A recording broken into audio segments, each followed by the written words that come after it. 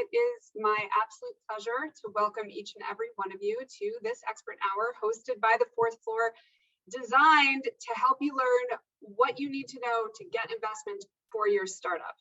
We have so many incredible women on the Fourth Floor who have expertise that it's really valuable and helpful to share. So that's why it's absolutely our pleasure to welcome today member Lauren Kane, who's a pitch strategist who has dedicated her career to getting investors to open up their checkbooks to market disrupting women entrepreneurs across the country who are at a critical point in their business's growth. So obviously this is a topic that's very close to our heart at the Fourth Floor.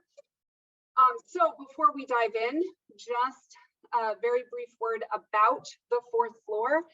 We at the Fourth Floor, we incentivize companies and individuals to work together to get more women onto boards and cap tables of companies of all sizes, including startups that are run by women and led by women. And also we help women entrepreneurs access funding and growth opportunities. So that's what the Fourth Floor is all about. If you're interested in learning more and you are not currently a member, please consider joining us for a platform tour. We do them every Monday at 2 o'clock. It's a great way to get a sense of how our platform is incentivizing companies and individuals to work together and how everything works and also how the community works. So please consider joining us. Also follow us on LinkedIn if you're not already doing that. Great way to hear about any content, everything that's going on. Get our newsletter and come to our June board bootcamp. It's in just a few days. We'll also be putting the link in the chat for that with a code. For members, it's free. All programming is free for members. Please also consider the Pay It Forward initiative. We'll put some information in the chat about that as well. This is an opportunity for all companies, regardless of size or who the founders are, to participate in our board seat exchange, to participate in this incentive framework that we've built. So all companies out there, whether it's your current employer, maybe a company that you've worked at previously, you can nominate them to participate in this program. You can nominate yourself, and it's a way to join the Fourth Floor, become a board candidate, and have your company essentially underwrite that. So if you want to learn more, please reach out and talk to us. We're really excited to get that initiative going. Okay, so enough about me and enough about the Fourth Floor. I want to get to the point of today, which is to learn how to plan out your raise and reach the right investors as a woman entrepreneur. So without further ado, let me now welcome Lauren Kane, your presenter, to the spotlight.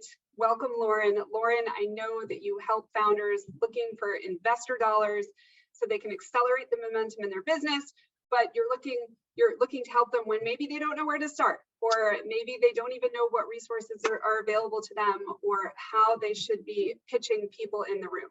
So if that sounds like any of you listening on this call, it certainly sounds very familiar to me, then you're in the right place, and I'm really glad that you're here today with us. So with that, let me turn the stage over to you now, Lauren, so you can more fully introduce yourself, because I know you have a lot to cover, and then I'll fade into the background. But as I said, we'll be watching the chat. We'll help to make sure we get questions your way, and we can't wait to hear what you have to say. Thank you, Breen. Thank you so much. And thank you to Kat as well, and the Fourth Floor community. For anyone who is not yet a member, I cannot recommend it more. It has been a huge gift to my business and a huge gift to me personally as an entrepreneur, as a woman.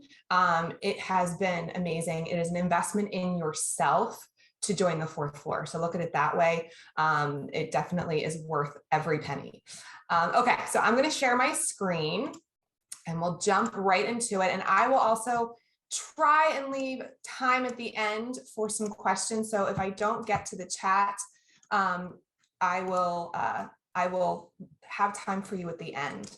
So as Breen said, we're here to talk about how to plan out your raise and reach the right investors, which is always, you know, the investor part especially is the $1,000,000 question, right? When we're raising capital. I'm going to take a little bit of a step back, and then we're going to talk about reaching the right investors. Okay, if I could use my screen. Okay, so about me. Again, my name is Lauren Kane. I am the founder of a company called VC Worthy Business. I am a pitch strategist for female founders. So I only work with men if they are a co-founder, and if they are not the only one pitching to investors.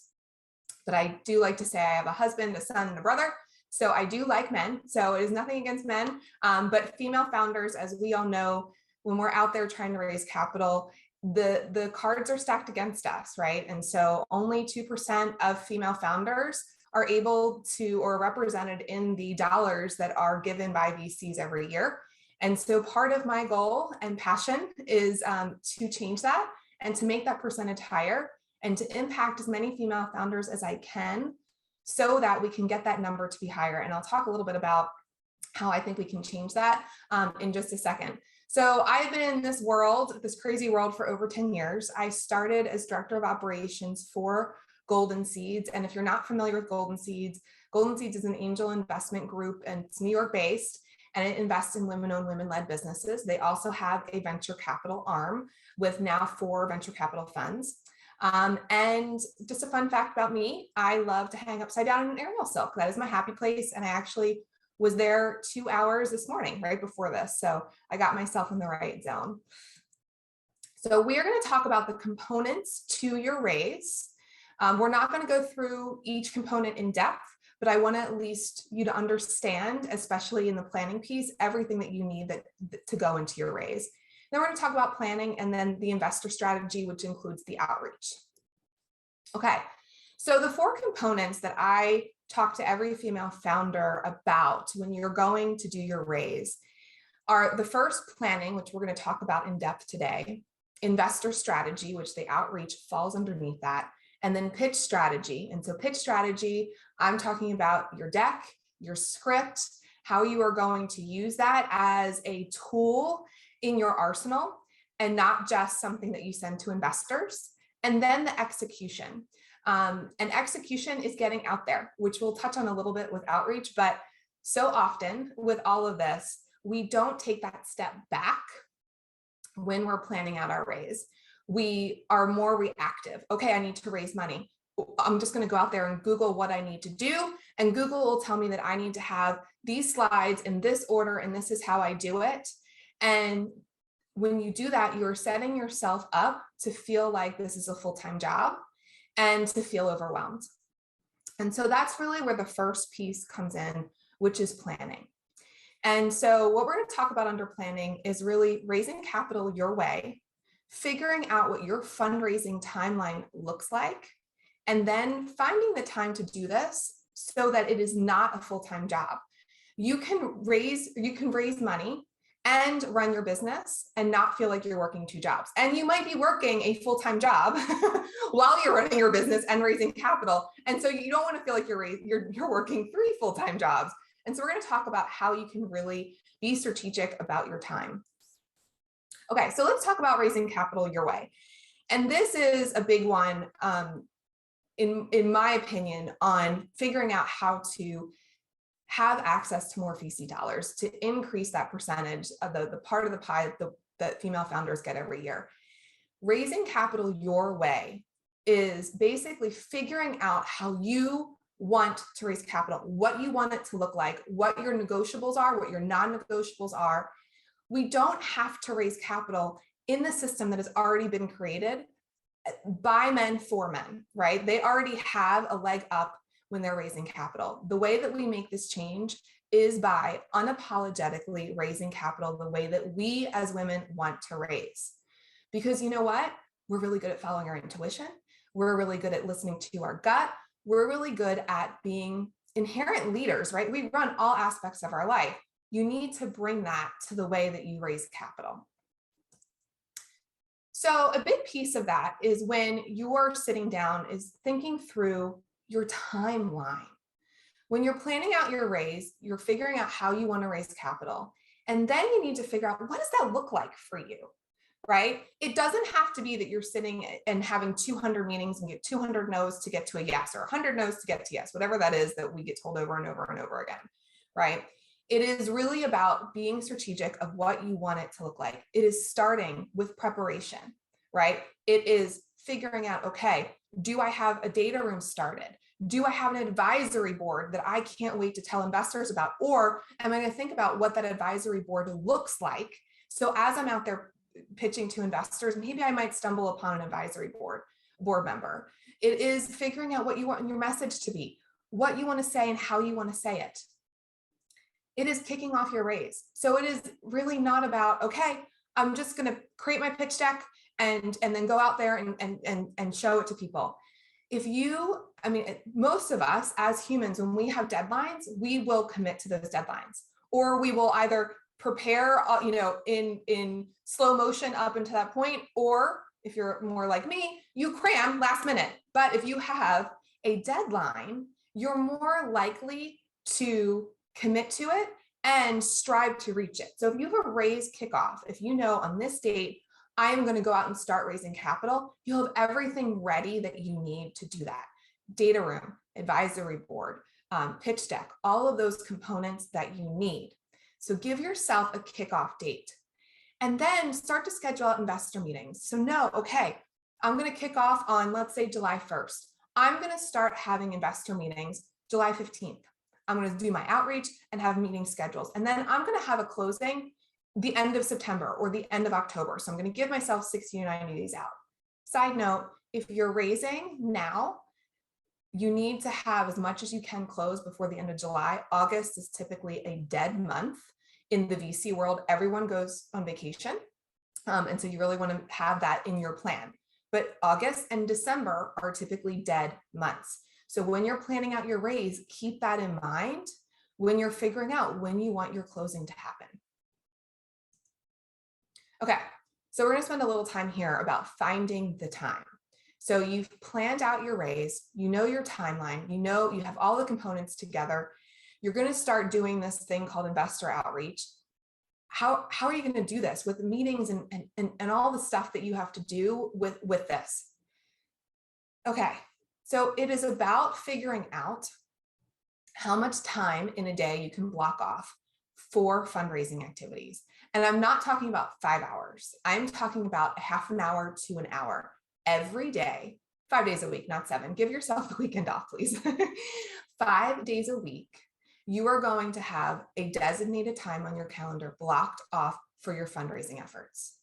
And you are going to make a commitment to yourself that you are going to spend that time working on your raise. And that can look different for you depending on the day. It could be on Monday, you reach out to new investors and you follow up with ones that you've reached out to before, just to see if you can circle back and get their attention. Tuesday, maybe you're researching new investors. Wednesday, maybe you're looking at your deck and any feedback that you've received, maybe making some changes. And every day you spend a couple minutes on social media where you need to be to connect with investors. So how much time do you need and what are the activities that you are going to do during that time? And if you do that, and if you're really clear with yourself on what you're going to do, then it makes it a lot easier and you can be much more focused and strategic. If you're just sitting and waiting for emails to come in, or you're like, well, at some point today, I'm gonna spend reaching out to investors. You might do a little bit here and a little bit there, and you're in and out of that headspace you need to be in, that zone you need to be in when you're raising capital. It really is a different mind than when you're just running the day-to-day operations of your business, because in this stage aren't we all running the day-to-day operations of our business. And so you really need to be focused and be that CEO version of yourself.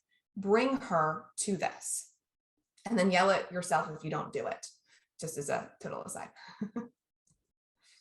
Okay, so let's talk about investor strategy. And I wanted to spend the most of the time here because I know a lot of people have questions around this. We're going to talk about your ideal investor, how to be a detective, and then how to make connections. Ideal investor. So this is something that I talk about a lot. And there are a couple familiar faces here, and they've probably heard me say this ad nauseum. But everything really starts with your ideal investor. Your ideal investor is actually the thing that you need to know before you prepare anything around your raise, other than maybe your kickoff date. Because your ideal investor is who you're trying to reach. again, it is not about going out and getting 100 no's or 200 no's before that one yes. That's exhausting. And is not sustainable. And it could take you 6 months to get to 200 meetings. It is really about being strategic about who your person is. Who are your ideal investor? If you have that lens that you look through with your investors, it can help you weed out all of the noise, right? All of those, I mean, we've all seen it, right? The lists upon lists of random investors out there, of angels, of funds, and you don't know where to start. Your ideal investor can help you really narrow down the focus. And so some of the things that you need to figure out as you're sitting down and creating what I like to call your ideal investor avatar is, who are they? What do they wear? How do they carry themselves? What does their work history look like? Are they, do they come from corporate? Were they an entrepreneur? Were they in corporate and then they went to an entrepreneurial role? Did they have an exit? Are they a lifelong investor of that? Is their career made out of that? Where do they vacation? What does their family look like? Do they have kids? Do they not have kids? What are their values? So do they love to go on a mission trip once a year? Do they like to donate to certain types of charities? Do they like to watch certain movies? Really get in their head. And if you're not sure how to do this, it is just like when you create your ideal customer avatar. And every business has it, right? Of who your customer is, who you're focused on, who you're marketing to. This is the same thing.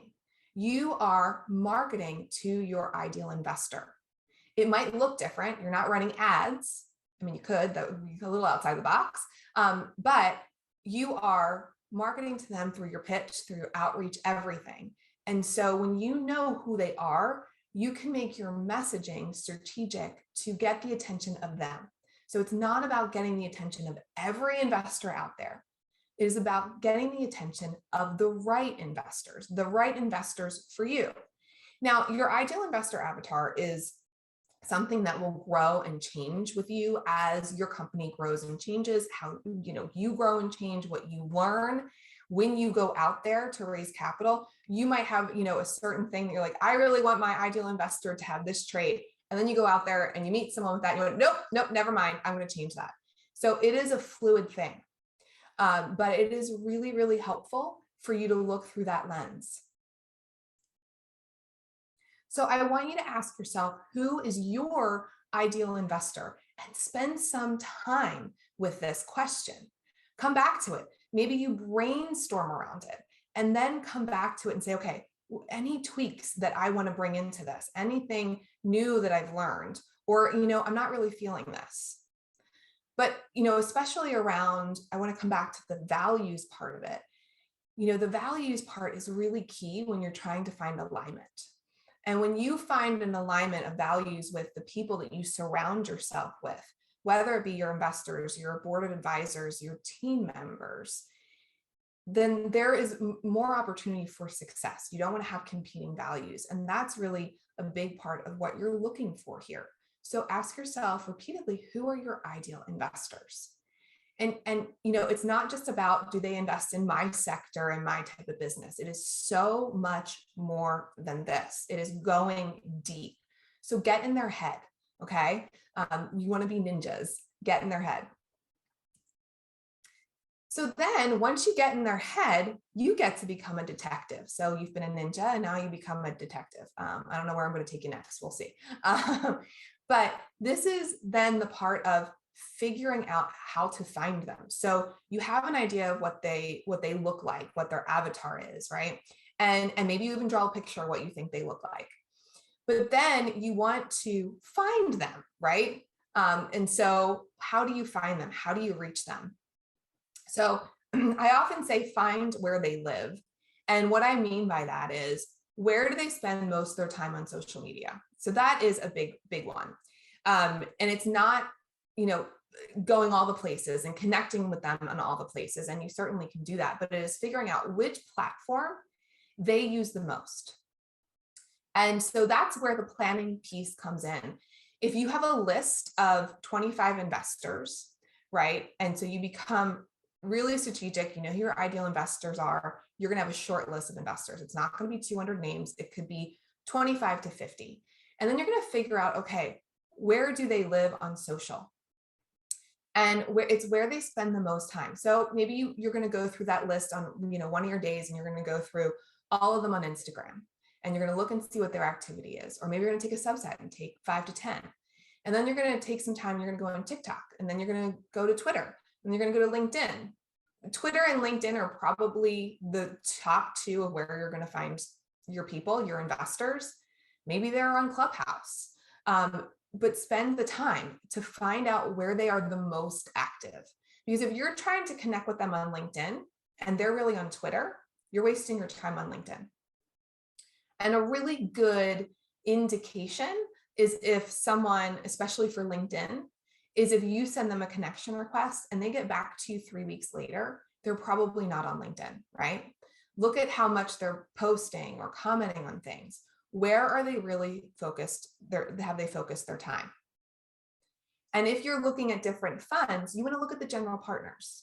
And maybe you reach out to a couple of them, maybe not all of them. And again, being really strategic around who you're reaching out to and why.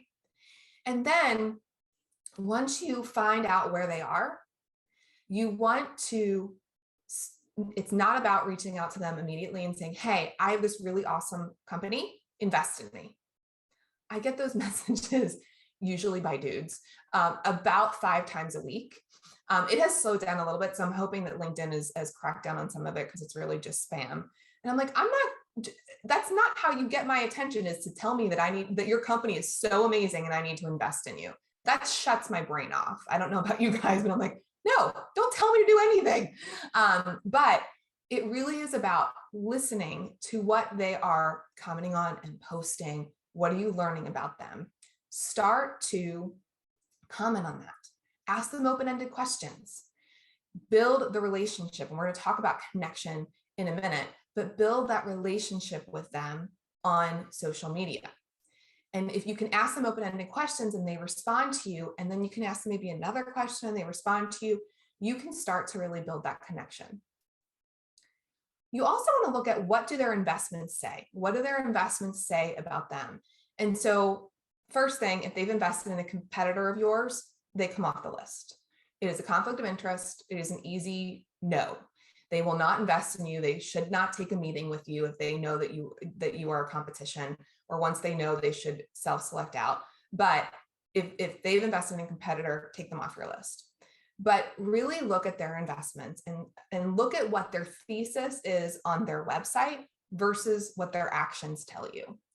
A lot of times funds or even angel groups create these websites and they have the best intentions of investing a certain way. And then when you really drill down, it's not true. It's not actually what happened. And it could be that their investment thesis changed. A lot of funds didn't invest in, Web3 in the metaverse, and now things are really starting to rapidly change. And now everyone's climbing all over themselves to be part of that.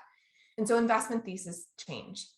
Look at that. If they say they're pre-seed, but you don't see a pre-seed investment and you're raising a pre-seed round, your chances of getting those dollars are very, very low, if almost not possible. So really look at what their investments say and, listen to them, really listen to them. If you see companies there that you could potentially partner with, even better. So that helps tell, like, okay, I see that there could be some connections here that they, could make for me. So even if they're not an investor, they could connect you with a potential partner. Then I want you to really think outside the box. So here's where we're going to get a little bit creative. Most of the time we're told, hey, just connect with them on LinkedIn, send a message or send a cold email or find someone to send a warm email to an investor. But I want you to think outside the box of how you could get their attention. And this is also where the detective part comes in. Can you send them something? Like in the mail, send them something. There's, I'm probably dating myself, but there was a marketing tactic a while ago where you would send what's called sticky mail. And sticky mail is basically lumpy envelopes. And, when you get a pen or I don't know, dating myself again, a key fob or a thumb drive, the things in the envelope that make you want to open it, that is mail that you can pretty much guarantee someone's going to open. You get really excited.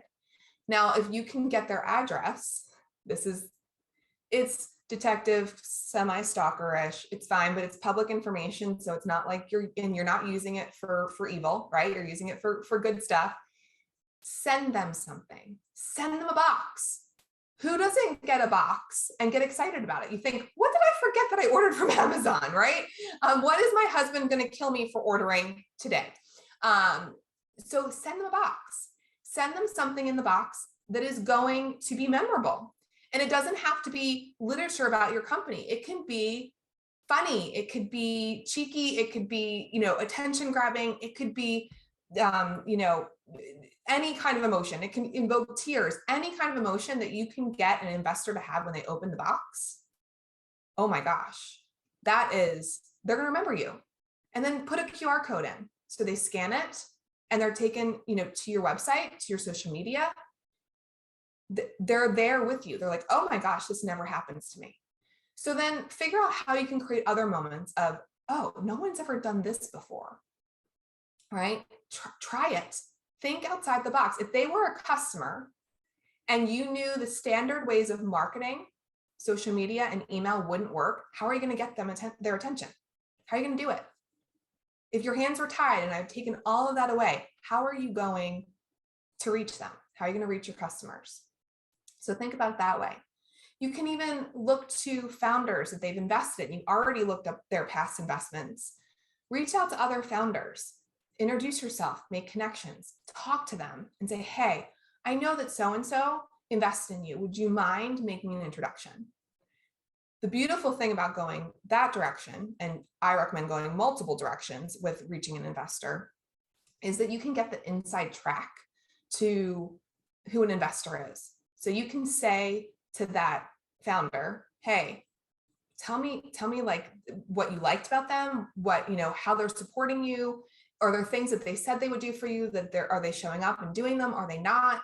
Would you ask them to invest again? Because that's a really good indicator if they like them or don't like them, because they probably won't say, hey, they're really difficult. Don't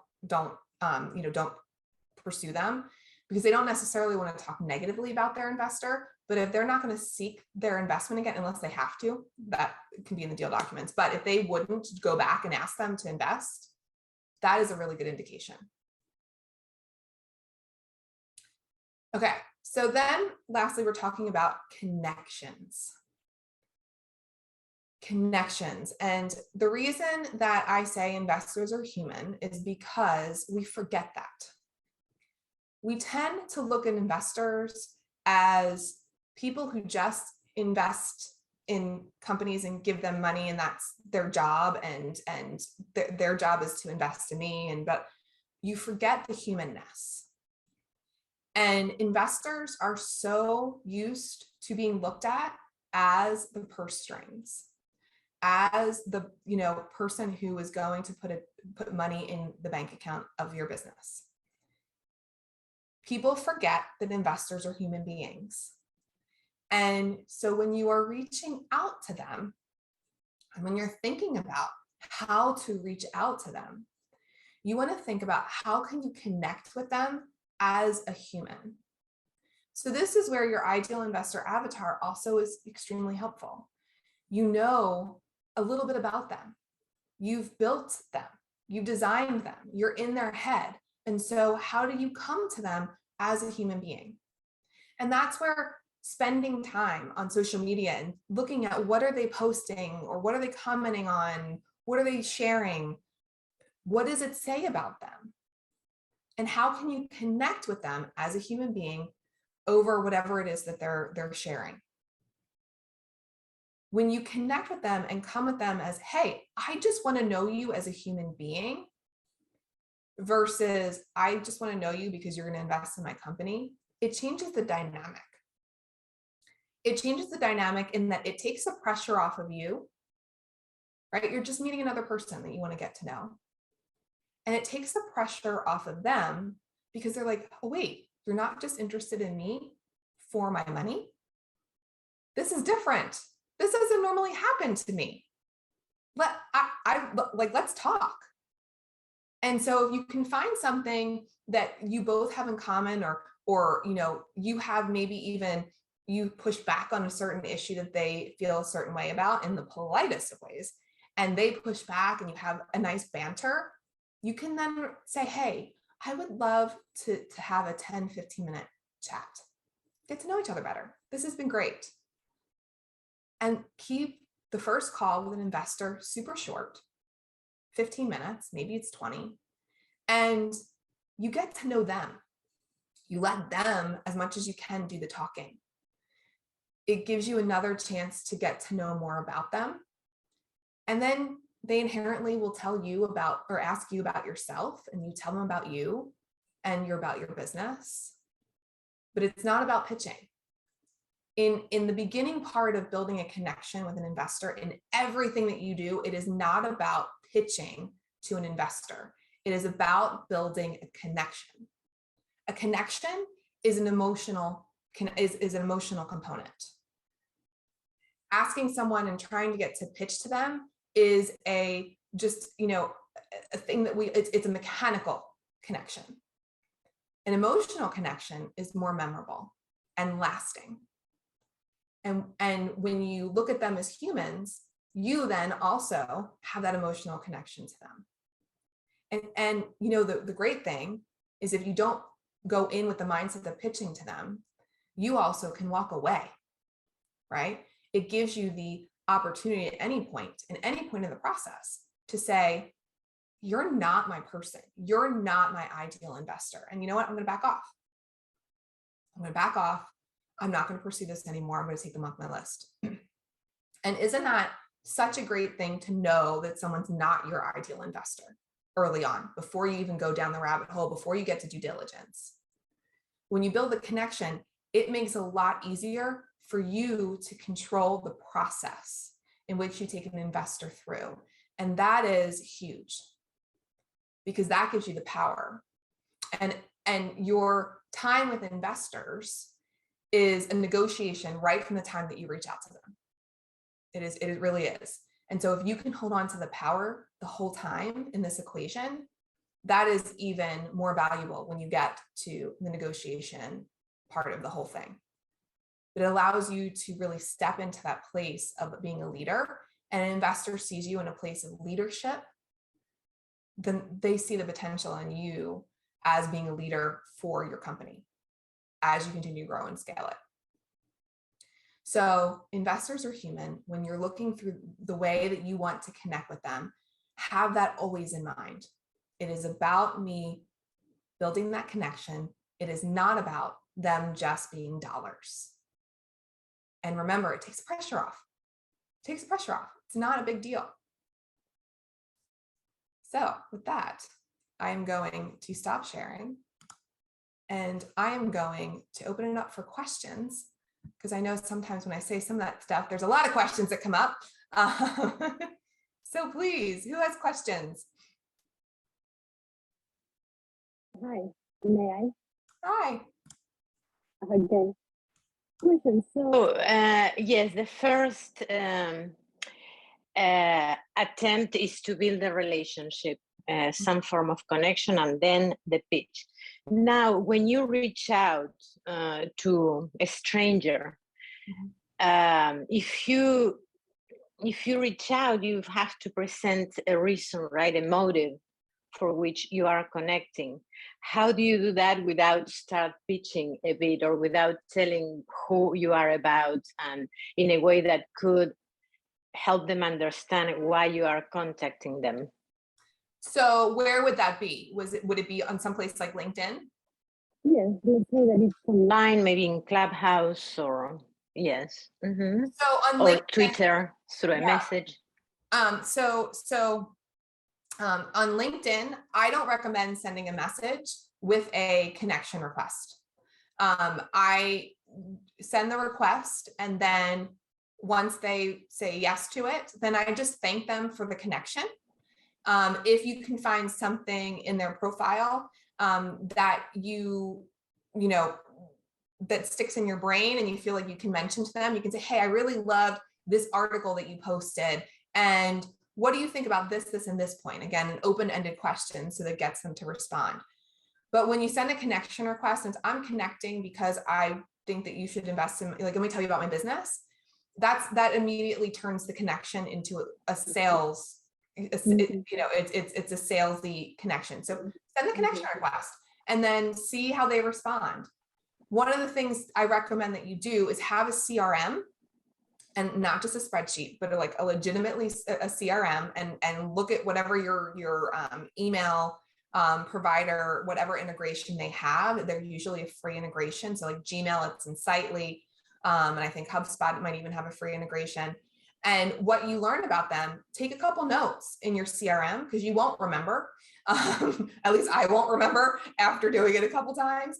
And so if they respond to your connection request, you've already looked at their profile and said, oh, this really stood out to me, and you know what to bring back. In something like Twitter, I mean, you can follow them in Twitter, and when you message them, it's messaging them about, hey, so you tweeted about this. This really made me feel blah, blah, blah, blah, blah. And what do you think about this? What, you know, what is your thoughts on this? Oh, here's an article that I had found in counter to that. What, you know, what are your thoughts? I'd love to hear your take.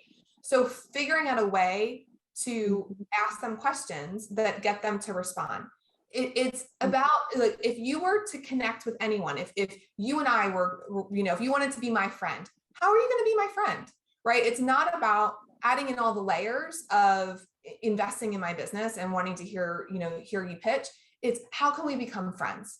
And now investors will not be your friends typically, but at least, you know, sometimes looking through that lens can be super, super helpful. Kathleen, you have your hand raised. Yes, hi. So thank you for this talk. It's been great. Just want to say thank you for doing this. But, you know, I've been thinking a lot. I actually had a conversation recently with someone who successfully raised capital for his company. And he just really emphasized like that it's very difficult to get in with investors if you don't have those existing connections. And he actually leveraged other relationships to do it. But, you know, and also knowing that women in particular have a very hard time getting funding. I'm sure, I don't know what the stats are, but I know it's bad. So I'm just curious, like, what are your thoughts? Because I'm working on a business idea with somebody. We haven't launched or really done anything yet, but I know it's like, I have ideas, I have a business plan, I know how to pitch myself. What do you recommend for someone who is maybe not part of like the VC world? Yeah, I mean, most people are not part of the VC world before they go to raise. There are very few founders that are lucky enough to have connections before they go to raise. So you are not alone. It can be about, though, you might have connections that you don't know about. So first would be, you know, network your own network.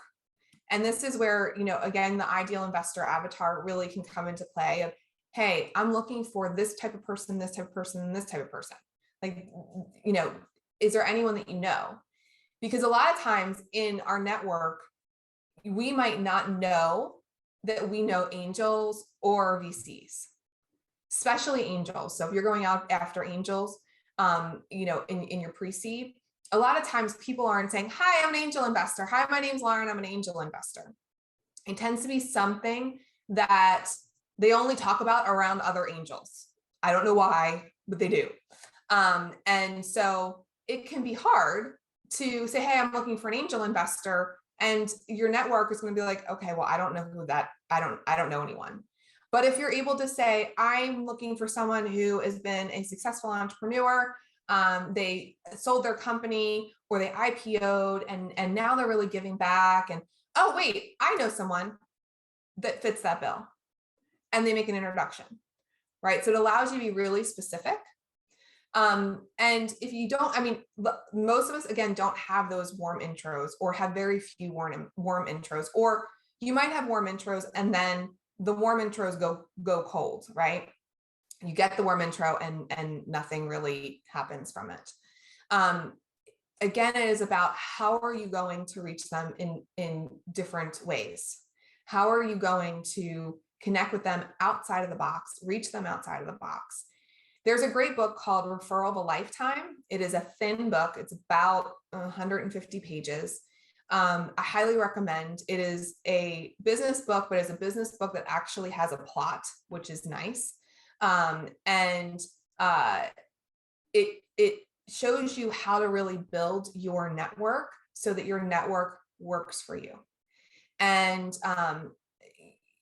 it is something, this habit that you are creating now is something that you will continue to use to sustain you as you go to raise future rounds. Yes, as you go to raise future rounds, it gets a little bit easier to get in the doors because you know you'll meet more investors inherently. However, you're at a new stage. And so there's new investors at every stage that you go, especially when you make the stage to early investors to later stage investors. And so having a base of how to network is not even going to support you just in your fundraising, but in all aspects of your business. And so it is about really figuring out how to network into where you're giving yourself a warm introduction. How awesome is that? Like, I think we should get together. How do you have 10 or 15 minutes? Like, you can even say, I've seen that you invested in this company. If they put it out on social, oh my gosh, I have a company, we'd be a great partner. Or I'd love to hear more about that company. You're trying to, as much as you can, not make it about you and make it about wanting to get to know them. How do you connect with family offices to find angel investors? Family offices are really, really hard to find and connect with. You don't necessarily need a family office to get to angel investors. So I would look for angel investors, and inherently you will find some that have family offices. So I wouldn't spend too much time trying to find family offices. Okay, is it okay to connect investors just to get feedback on? Yes, 100%. And you can ask them just to get feedback on the business. You can approach them as, advisors for your advisory board. So you're reaching out to them for something different other than just, hey, I want you to invest in me. So again, that it changes the dynamic when you're coming there, you're coming at them from a different direction than, hey, we're raising capital, you should invest in me. What other questions? Isn't it true some investors have open office hours to give feedback? Yes, it is true. And those can be really helpful, especially even if before you start raising, if it's something on your horizon. For instance, like Golden Seeds has open office hours, and they have a couple chapters throughout the country. And so if you go to their website, you can find office hours. They do them all virtually. Find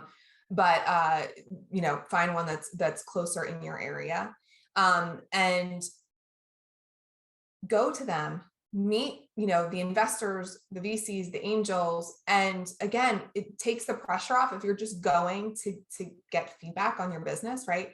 You're not going to formally pitch for them. You go, you have time with an investor, they give you a little bit of feedback, and you've established a connection. And so you can reach out to them and say, hey, it was so great to meet you. We didn't get to finish our conversation. I would love to continue it. And make sure when you meet that, any investor, again, you're writing things down in your CRM so you remember, because what you remember will help you reconnect with them and help them remember you too, because you're going to meet a lot of investors and they're meeting a lot of companies. And so you need to make yourself memorable. And if you try a couple different strategies, it's okay. You don't have to go one direction. Try a couple different strategies. And the beautiful thing is an investor might say, oh, wait, I've heard of this company. Why do I know this company? I want to meet with them because I've heard their name a couple times. And it could be because you have put yourself in front of them. What if you don't have a pitch deck? Okay. Yes, a one-sheeter.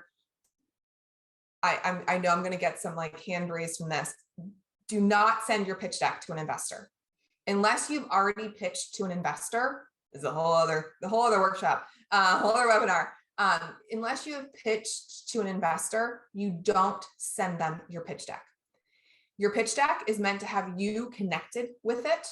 And so when you're not there, using your words to take them through what they're seeing on the page, it really doesn't land, right? It leaves a lot open to interpretation. So if you don't have a pitch deck, it's actually great when you're starting out, because then you don't have to worry about it. But you send what I like to call, an investor memo. It's basically, you can take your executive summary and you can change it to the investor summary if you really want to do that. Makes them feel a little bit special. You can also do something called a teaser pitch, where you do a short video, and it's, 1.5 to 3 minutes, and you're teasing them to want to meet with you. In everything that you do, you want to think about how to tease them to want to meet with you, is really the goal, right? And then once you have that initial meeting, you use your judgment. Do you pitch them in the first meeting, or do you try and get that to the second meeting? But if you don't have your pitch deck, I highly recommend that you start it, even though you might not be actively going out and pitching, just so you have something started to get some momentum, to feel like you're going to be even closer to having that done and ready when you are out there formally pitching. Where do you draw the line as far as competition? Meaning, if they had invested in the company, has some crossover but aren't exact competition, do you still target the investor or stay away? So I think you got to use your judgment. It is where you feel like the line is. Where I would say the line would be for me is if there's anything that they could take back that I do that is, my proprietary information of my business and how we do things. If they took it back to this business, how would that affect the business? Would they have an upper hand? Would it change things for them? Is there anything that you don't want them to hear in your pitch or about your company to go back to this potential competitor? So it really is, using that gut instinct of, would this make sense or not? If they go back and tell them anything, because investors will not typically sign NDAs. And, it's because they hear so many pitches. They get their lines crossed all the time. I'm not saying an investor would ever go back and tell a competitor information that they learned about in your pitch, but they might not remember exactly where they remember this piece of information that this company should do, and go back and tell their company in their portfolio. And so you need to be really careful. And so it is figuring out, where do you draw your own personal line? Is it actually that they could be more of a partner than competition? Then that changes the game. But really, how much of a competitor is, you need to understand that company as much as you can. And that's where in a conversation really helps out. Again, not pitching to them on that first conversation. You can do some digging to learn about that relationship and to learn about that company, to see. And any good investor is going to tell you, look, I think there's a conflict of interest. I don't think we should, go any further. They really should. And so, you just got to feel the situation out. Okay, what other questions? Anyone? Oh. I have a question. Okay. So somebody, hi, good to see you. I actually finished my pre-seed round, but now I'm starting. I'm starting to gear up for a seed round. Mm-hmm. Somebody said to me that because investors all have different styles, some like to sit and read the details, some don't, that it might be a good idea if someone says, send me your pitch deck, to actually ask them what they want. Do they want a little, 2-minute video? Do they want a lot of detail? Do they not want a lot of detail? What do you think about that? That's where, if you do a teaser pitch and an investor memo, you're giving them both options. So you can choose to send them both, or one or the other. It's up to you. But typically, how I would handle that situation, or any situation where you're asked for a pitch deck, you send them the teaser pitch video, you send them the investor memo, and you say, hey, I'm not attaching the deck here, but what I have attached, I think, is more along the lines of what you're looking for. So then how do you deal with platforms like Proseeder and Gust, or, when you're filling out the application to groups and they want a pitch deck? What do you put in there? So that's different. So if you're applying applying to a fund, or you're applying to a pitch competition and they have the application, you include your pitch deck, because there is an application where you're telling them about your business. So they're able to read, right? I helped design ProSeeder. I know it very well. That application looks basically the same for every angel group and fund that uses it. But they're asking the same questions. So make sure you keep a copy of everything. I know Carol, you know this, but keep a copy of every response you give to those questions, because you're going to use them over and over again, right? You're going to use those answers over and over again, but they're going to have that application and the deck so they can read about your business. So they're really getting a more well-rounded picture than if you just send your pitch deck. And then in that pitch deck,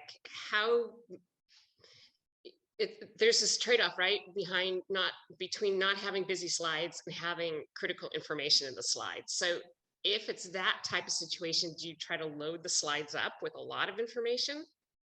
No, because you're putting it in the application. I see. So you probably could take part of your investor memo and copy and paste parts of that into the application. Yeah. Okay. Got it. Thanks. Yeah. Almira, I see your hand raised. I'm just going to look at the questions over here. And Lauren, maybe I can help you because I know you're running out of time. So I read, but there's this big long question, such a good one. Really want you to be able to answer it. It's really about founders just come a long way, but is pre-revenue because she's a health tech company, common in the industry, and they're having tons of successes, almost $1 million in grants. They've done everything right, good customer trials, like everything's great. But whenever they talk to investors, they're consistently told you're too early because you don't yet have revenue. So she's already met with like 20 investors, but like she's just getting to the point of like, is this even worth my time? Because it takes all this time and energy. I go meet with them, they all say no. Yeah. So what that tells me is you're probably not meeting with the right people. I don't know where you're based, Ellie, I don't know where you're based, but Boston, first off, is a great place for what you're raising, the type of company that you are. But Pittsburgh. Okay, Pittsburgh is actually okay. We should probably talk because I can maybe help you a little bit with. I know a great founder in Pittsburgh that rocked Pittsburgh. And has some connections, but you might not be talking to the right people, the right investors. And so take a step back and look at who you've talked to already and say, okay, how do I adjust? These aren't right. Who do I need to talk to? Because if you're, in the world that you're in, especially like if you need any kind of FDA approval or trials and all that, you're not going to be revenue generating. That's just par for the course. And so you need to find investors that know that and understand that. So really take that step back.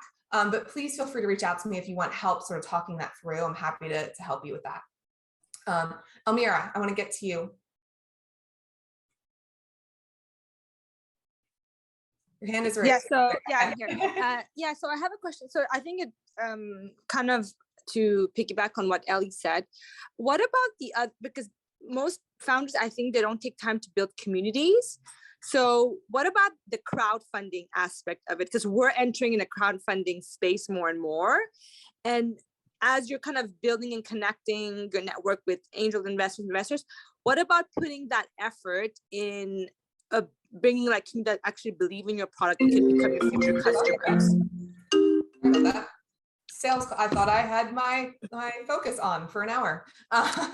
Yeah, like if you could speak to like crowdfunding strategies and how do you go about it, and like if it's like a good route to consider as you're building your network of investors. So are you looking at equity crowdfunding or standard crowdfunding?